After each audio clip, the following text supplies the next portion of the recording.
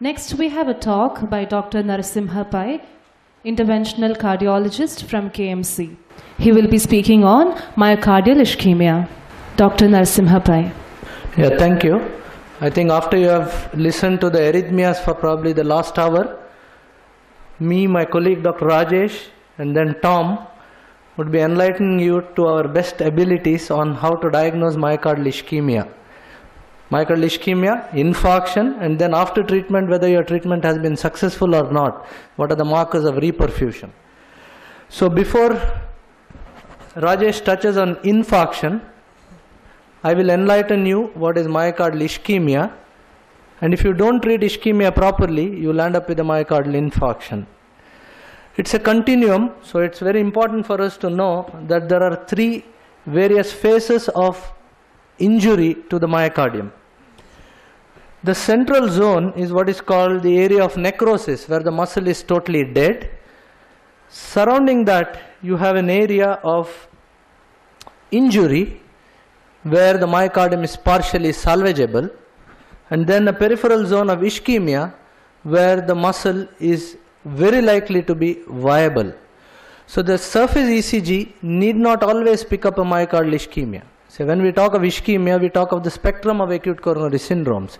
You have a chronic stable angina where your resting ECG is absolutely normal. You have unstable angina, which is again today classified as low risk, intermediate risk and high risk. Low and intermediate risk unstable angina, again your resting ECG is normal. Whereas only in the high risk category of unstable angina, what we term as NSTMI, you can get some ST depression and T-wave inversion. Apart from that, in the unstable angina, most of the time, your surface ECG is normal. And only when a high risk unstable angina progresses on to become a myocardial infarction, you get the typical changes of what we describe as ST elevation or hyperacute T-wave changes. So in a MI, which is fully evolved phase, you have an area of necrosis which is represented by the QS complexes. So whenever there is a full-fledged Q wave on the surface ECG, it means that already there is some amount of myocardial necrosis. Whereas only when there is a deviated ST segment, either ST depression or elevation, you have a site of injury. And if there are only T-wave changes, you are lucky that you have picked up this patient early, because you may just get a symmetrically deep T-wave inversion which is pointed. So if you see this ECG, it's very simple. You will say that it's an evolved antral myocardial infarction, because you already have a poor R-wave progression from V1 to V4 with an established QS and T inversion from V2 to V5, V6. But the point to be noted is in V5, V6 you have well preserved R, and you have T-wave inversion in 1, AVL, V5, V6. So it's still possible that though this patient has had an antral myocardial infarction, you may have some area of salvageable myocardium. Whereas in a chronic stable phase, even the T-wave changes would have reverted to normal, and all that you are left is a Q wave, because the ST segment which has elevated becomes depressed, and then over a time of 2 to 3 months may revert to normal, and the T inversion which was there may even become upright.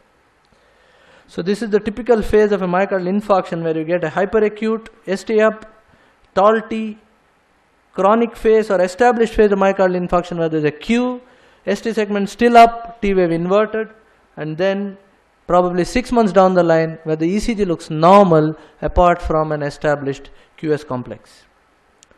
So coronary insufficiency is probably the earliest stage where you have not even had an NSTMI, where the ST segment may be depressed, may be horizontally downsloping, may be upward or downward sloping. The T wave becomes symmetrically inverted, sharp pointed.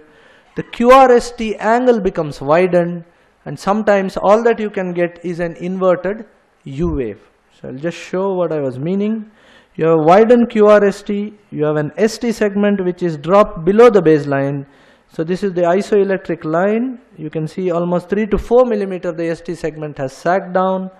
The T wave is just becoming tall, and the U wave has inverted. So these are the signs of coronary ischemia on an ECG. ST segment depression, symmetrically inverted T wave, widened QRST angle, and an inverted U wave. I know Rajesh will enlighten you on what are the signs of myocardial infarction, but it's very important for us to know which area or which territory is the coronary ischemia. Because the moment you judge from a 12-lead ECG, you should be fairly accurate enough to tell which vessel of the coronary artery is at stake. So it is important for us to know the anatomy of the 12-lead ECG. So if you look at what leads represent a posterior wall involvement. A posterior wall involvement is not easily picked up by an ECG because it's the posteriormost chamber and no ECG lead truly represents the posterior wall. So what you get is changes in the lead V1 and V2 because it reflects the mirror image of the posterior wall. So instead of the ST segment elevation in the posterior wall, you get ST segment depression in lead V1 and V2, and you get a tall R waves in V1 and V2, which you normally don't see in a normal person. You have just a small R in V1 and probably an R becoming little better in V2, but if you have a tall R in V1, V2 associated with ST depression in V1 and V2, it may represent a true posterior wall ischemia or an infarction.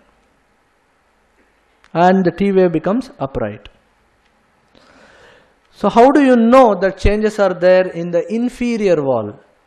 I think in the first few hours of today's lecture, you have been told which lead represents which portion of the myocardium. So the inferior wall is best represented by the leads which have an inferior axis. That is lead 2, which axis is 60, lead 3 whose axis is 110, and lead AVF whose axis is 90. So if you have to look at the changes in the inferior surface of the heart, you concentrate on 3 leads, lead 2, lead 3 and lead AVF. So once you are sure that there are changes only in 2, 3 AVF, your diagnosis is inferior wall ischemia or infarction. So if there are only T wave inversion and ST depressions, you say inferior wall ischemia. If there is ST segment elevation in the inferior leads, that is 2, 3 AVF, you say that it is inferior wall myocardial infarction. And more often than not, the vessel that is involved is the right coronary artery. Because when there is an inferior wall ischemia or infarction, you have 2 choices, either the right coronary artery or the circumflex artery. Whereas in an anterior wall, always it is the left anterior descending or the LAD which is the culprit. Now, which leads represent the lateral wall of the heart? It is the lead 1 and lead AVL, because the axis of lead 1 is normally 0 and AVL is minus 30. So these are also called as the high lateral leads, 1 and lead AVL. So if you have high lateral, you have the low lateral as well, and they are the leads V5 and V6. So if you have changes in 1 and AVL only, you say it's a lateral wall ischemia or an infarction. If the changes extend to 1 AVL, V5 and V6, then it is most likely either a large circumflex or one of the large OMs or the large diagonal which is at fault. So if you have changes in all the leads, that is 1, AVL, V5 and V6, that means the entire lateral wall is involved. So you have a larger area of ischemia. So we have finished inferior. I think you are with me. 2, 3 AVF is inferior. 1, V1 and V2 indirectly represents the posterior. 1 AVL represents the high lateral. V5, V6 represents the low lateral. And if you have a combination of 1 AVL, V5, V6, it represents the entire lateral. It's very simple. It's like mathematics in cardiology. So if you have V3 and V4 changes, only in lead V3 and V4, it represents the anterior heart wall. And more often than not, the vessel that is involved is the left anterior descending artery or the LAD. You have changes only in V1 and V2. They are called the septal leads. So if you have ST depression or ST elevation in V1 and V2, it is a simple septal infarct. So this table summarizes the entire story for you. The blue color is the inferior 2, 3 AVF. V1, V2 is septal, V3, V4 is anterior, 1 AVL is lateral, V5, V6 is low lateral, and depending on the combination, you can make a diagnosis. Sometimes you have an inferior associated with lateral if it is a large right coronary artery or a large circumflex vessel. If you have a proximal LAD occluded, you have changes starting from V1, V2, V3, V4, V5, sometimes even 1 AVL, V5 and V6. Whereas if it is a mid LAD, you have changes only in the septal. If you have in the apex, you have changes only in the V5 or V6.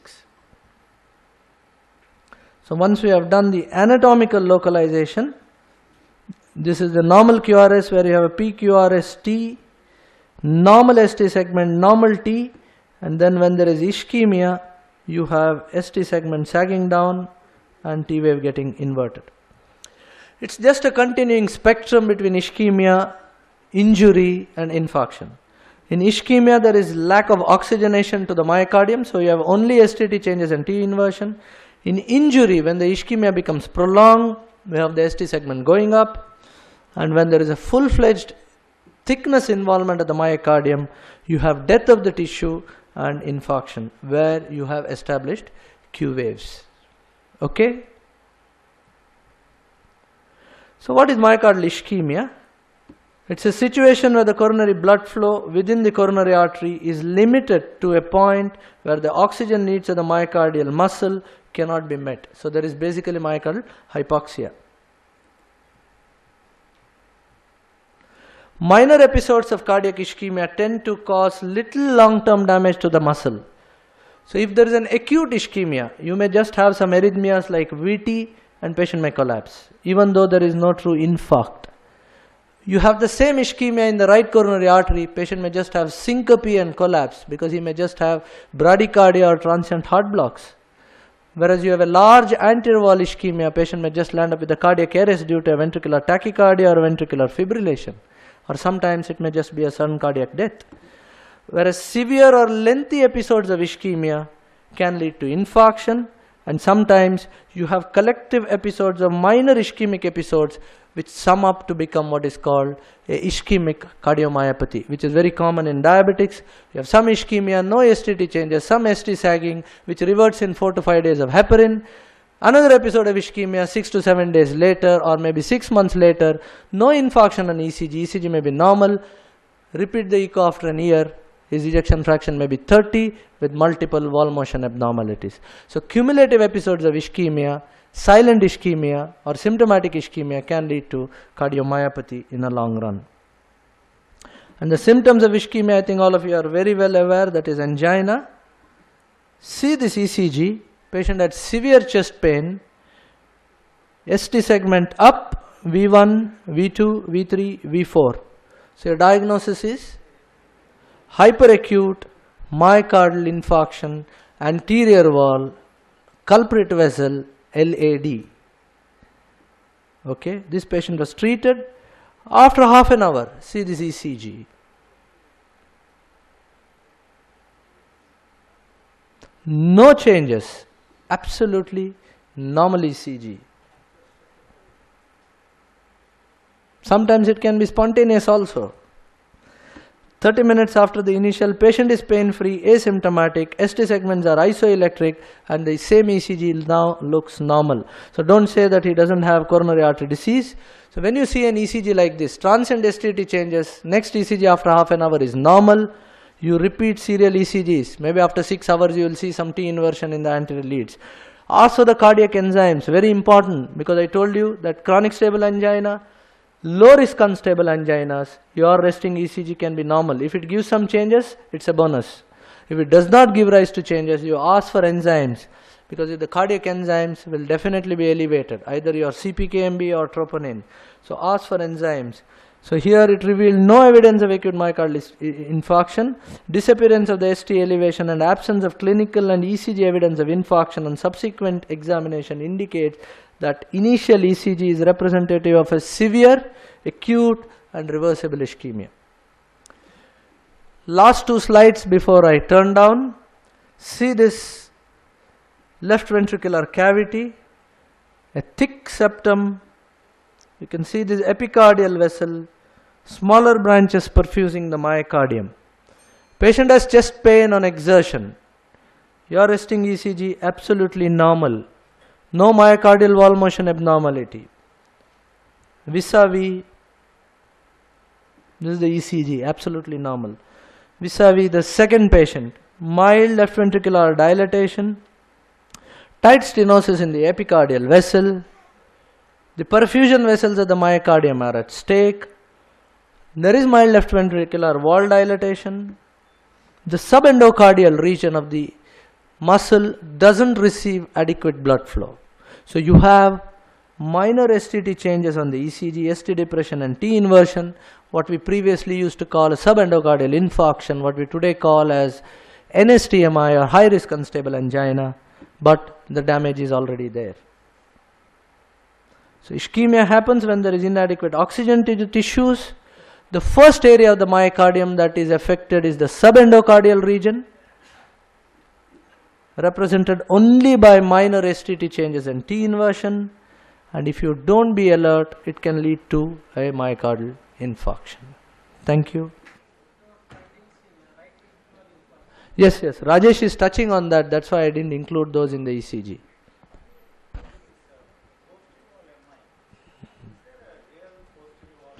No, normally you have no isolated true posterior. Theoretically there is, but normally it is associated with some inferior where there is an associated posterior wall myocardial infarction. True posterior, we call it a true posterior wall myocardial infarction in isolation is very rare. Those are the changes that we described to you. Mostly it is the right coronary artery which is, so you have an inferior with a true posterior or inferior with a posterior. Invariably you will have changes in the 2-3 AVF leads.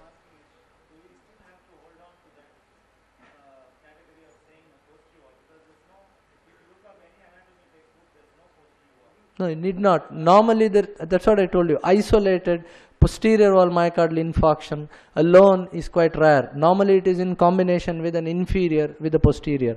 So this ECG criteria of seeing only V1 and V2 normally does not arise because you will have changes obviously in the inferior territory.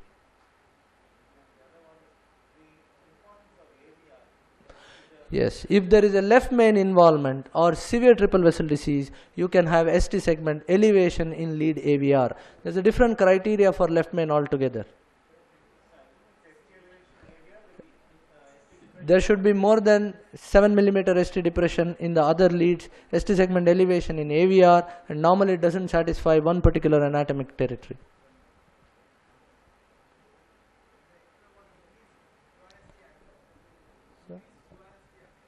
Yeah, widened QRST angle is a sign of ischemia. Widened QRST angle is a sign of ischemia. Yes, you can have non-specific T-wave inversions. Females you can get, patients who have mitral valve prolapse you can get non-specific STT changes. Hypothyroidism you can get non-specific STT changes. So difficult, you have to look at the patient, and if you have suspicion, get an echo and a treadmill done. MI presenting with LBBB is common. Rajesh is touching on those criteria. Because my topic was only myocardial ischemia, so I didn't include the ECGs of LBBB with an MI.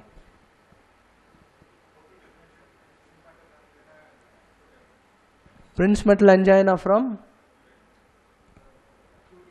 acute MI. Normally in a Prince metal angina, the ST elevation is transient, reverts back to normal. You need not have established Q waves or subsequent ST depressions and T inversions, whereas in a transmural infarct, like in an acute myocardial infarction, you have all these changes coming through. Thank you. Thank you, sir. I request Dr. Prashant YM, Assistant Professor of Medicine, Father Muller Medical College, to present Dr. Narasim Pai with a certificate of appreciation. Next, I would like to invite Dr. Rajesh Bhatt, Interventional Cardiologist, KMC. He will be speaking on the topic myocardial infarction. Dr. Rajesh Bhatt. Good evening, ladies and gentlemen.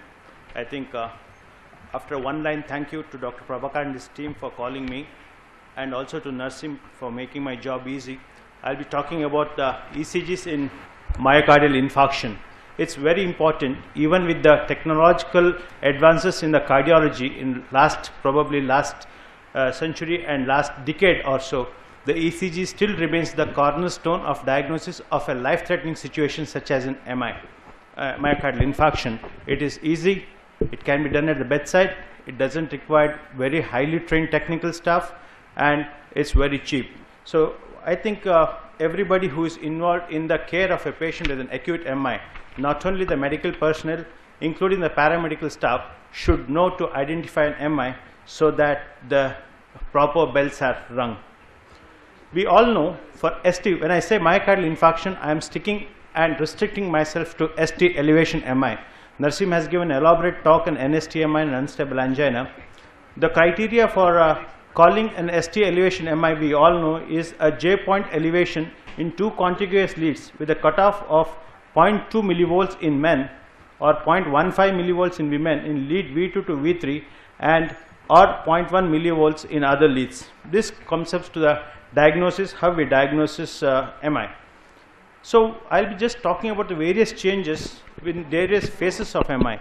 We have the infarcting phase, in which is subdivided into hyperacute phase and acute phase, then the healing phase and the chronic phase. The hyperacute phase, which we see, is critically important to be identified. It's usually missed, or it is misdiagnosed most of the time. Other T waves are diagnosed as hyperacute stages. The importance of this point is because of two reasons. Number one, this is a point when which patient can go for ventricular fibrillation and have a sudden cardiac death. So it's very important to pick it up. Second point, from the therapeutic point of view, at this phase, both thrombolytic therapy or a PCI have an equal result, with which we call it as a golden hour in an MI. That is the first hour.